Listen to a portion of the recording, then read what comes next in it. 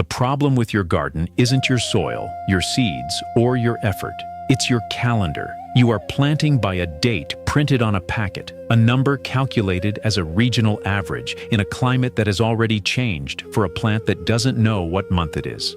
Biblical farmers never did that. They followed a different calendar entirely. One God gave them, one so precise that modern crop scientists have now confirmed it produces up to 3 times more food from the same ground. Are you following the right calendar? In 1908, archaeologists excavating the ancient city of Gezer found a small limestone tablet. It was barely bigger than a smartphone, written in early Hebrew, dated to the 10th century before Christ, the era of King Solomon. 8 lines, each one a month. Each month, a different farming task. Not 1 month empty, not 1 month idle, all 12 months producing. A global meta-analysis published in 2024 examined 94 studies across 3,145 field observations worldwide. The finding: planting just 3 weeks late reduces yield by 24%. Early planting, timed to biological signals rather than calendar dates, increases seedling vigor by 53%. The biblical farmer who followed the Gezer calendar never planted late. He had no concept of late. Every crop went in at its biologically correct moment, every time, because the calendar told him what to watch, not what date to circle. The problem isn't your effort. Your effort is real. The problem is that you're working from a number on a packet that was never designed for your specific ground, your specific season, or your specific year. At minute 9, I'll show you the 3 timing signals God embedded directly in Scripture. Signals that are more accurate than any published frost date for your actual garden. At minute 11, I'll show you exactly what the Gezer calendar prescribed month by month, and how to map it directly to your backyard for 3 full harvests from the same bed every year.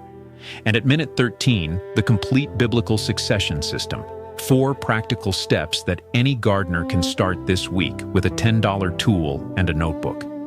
It starts with understanding what the Bible actually said about when to plant. That limestone tablet, the Gezer calendar, is not a curiosity.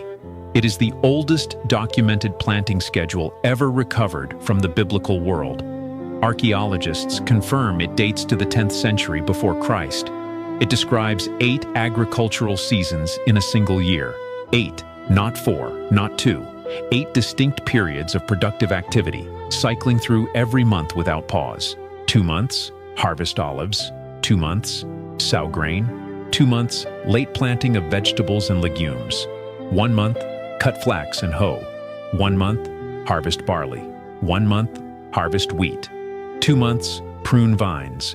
1 month, harvest summer fruit.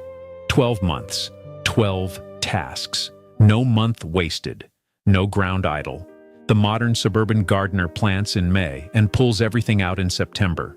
4 months, maybe 5. The biblical calendar ran all 12, and it did this not through luck or favorable climate, but through a system God prescribed directly to his people for working the land he gave them. Deuteronomy 11, verse 14. God speaks to Israel about the land they are entering. I will send rain on your land in its season, both autumn and spring rains, so that you may gather in your grain, new wine, and olive oil. Autumn rains, spring rains, 2 distinct planting seasons, both anchored to rain events that God promised to send at the right time. This is not agricultural poetry. This is a 2-season planting calendar in a single verse. The autumn rains opened the first growing window. The spring rains opened the second.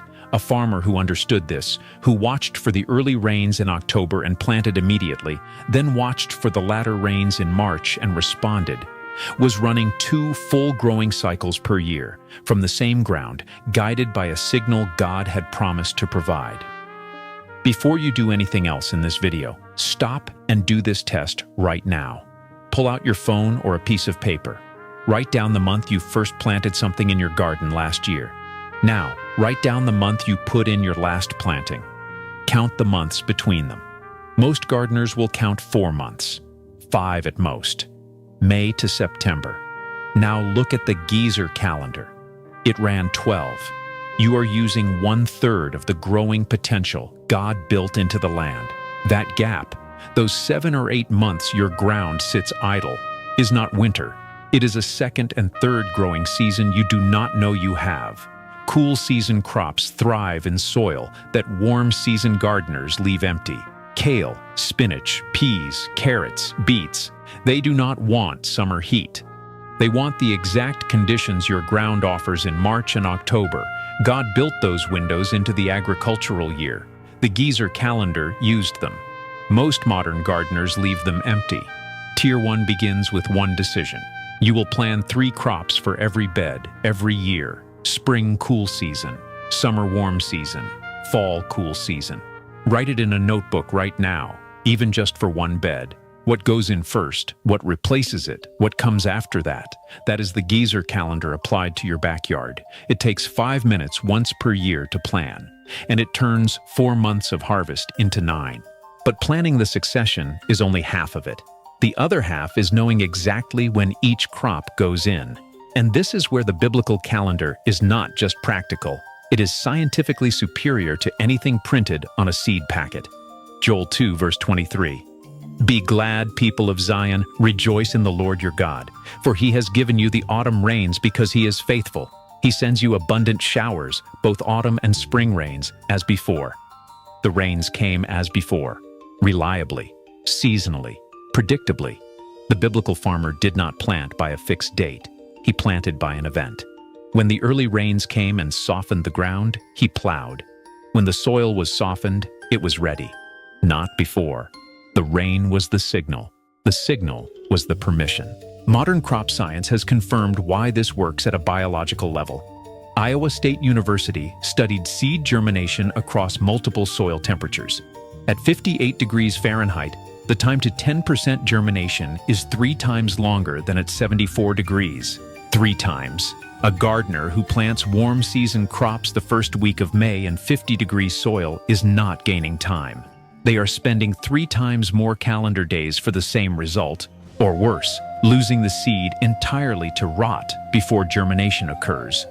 The biblical farmer waited for the rain that warmed the soil. He was waiting, without knowing the science, for the soil to hit the biological trigger for germination. The early rain was not a weather event. It was a soil temperature signal wrapped in a promise from God. You can read this exact signal today. This is how. Go to your garden right now. If you have a soil thermometer, push it 2 inches into the ground and hold for 20 seconds. If you don't have one, push all 4 fingers into the soil to your second knuckle and hold for 10 seconds. Warm season crops, tomatoes, beans, cucumbers, squash, need soil at 65 degrees Fahrenheit or warmer to germinate without damage.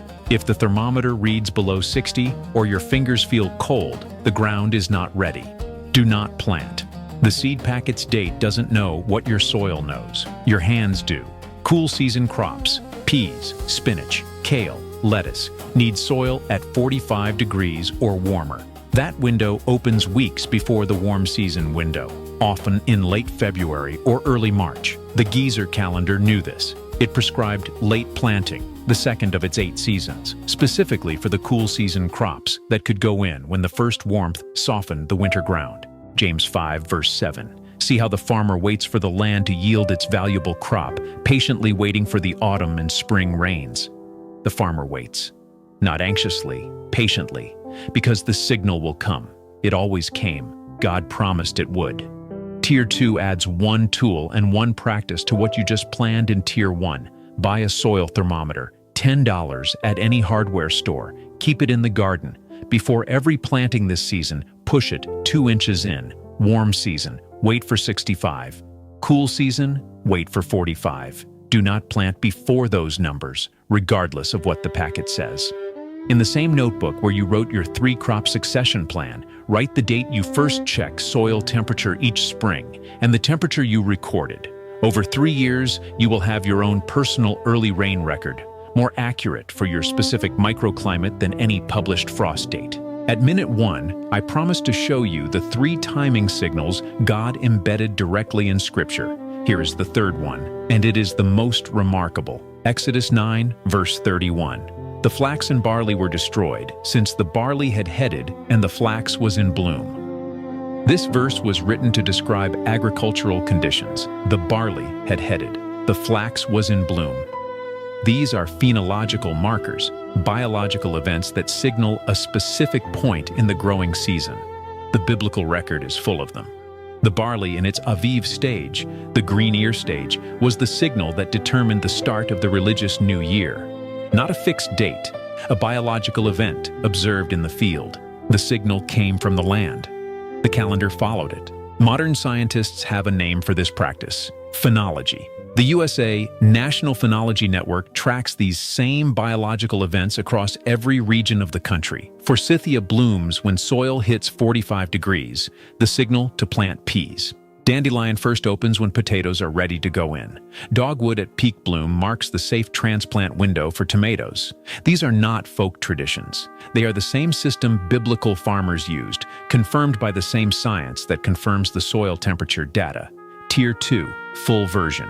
Your notebook now holds 3 things: your 3-crop succession plan, your soil temperature log, and 3 phenological indicators from your own neighborhood. Walk your block this week. Find a forsythia bush, find a dandelion patch, find a dogwood or a lilac. Write down when each one blooms. These are your early rains. God built them into the landscape.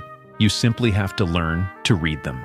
Here is what 300% actually means in practical terms. 100 square feet of garden, 1 batch of tomatoes, May to September, 4 months of harvest. That is the modern default. That is 100%. The same 100 square feet. Peas planted in March when the forsythia blooms. Tomatoes transplanted in May when the dogwood peaks. Kale planted in late August when the tomatoes come out. 3 crops, 9 months of harvest. The same ground, the same water, the same sunlight. That is 300%. Not because any individual crop yielded 3 times more, because the ground produced 3 times as long. The Gezer Calendar ran this system for all 12 months, not 9. The biblical farmer squeezed every drop of productive capacity out of every square foot he had, because he had no choice, and because he had a calendar designed by the one who made the seasons. Step outside right now and walk to your garden. If it's not the growing season, walk there in your mind. You know it well enough. Stand at the entrance. Look across every bed. Ask yourself this: when was the last time every single bed had something growing in it? How many weeks this year will some beds sit empty? Now count those empty weeks. Multiply by the square footage sitting idle. That is the yield you left in the ground. Not from bad soil, not from bad technique, from a calendar that told you to plant once and wait. The complete biblical system works like this. Tier 1. Write a 3-crop succession plan for every bed before the season starts. Cool season spring crop, warm season summer crop, cool season fall crop, 5 minutes per bed, once per year. This is the Gezer Calendar. This is Deuteronomy's 2-season structure. This is the framework. Tier 2. Buy a $10 soil thermometer. Check it before every planting. Plant cool season crops at 45 degrees. Plant warm season crops at 65 degrees, not by the packet, by the ground. This is waiting for the early rains. This is James chapter 5. This is patience that produces. Tier 3. Find your 3 phenological indicators this week. Forsythia for peas, dandelion for potatoes, dogwood or lilac for tomatoes. Write their bloom dates in your notebook every year. After 3 seasons, you will have a personalized planting calendar more accurate than any published guide for your specific location. This is the barley in its Aviv stage. This is reading the land the way God intended it to be read. Tier 4. Fill every gap with a bridge crop. Radishes mature in 25 days, baby spinach in 30. When one crop comes out and the next isn't ready to go in, scatter a handful of radish or spinach seed across the empty bed. Press it in with your foot. Water once. By the time you need the bed for the next succession crop, the bridge crop has already given you 2 harvests from the same space. No ground idle, no week wasted. The Gezer Calendar had no concept of an empty month. You should not either.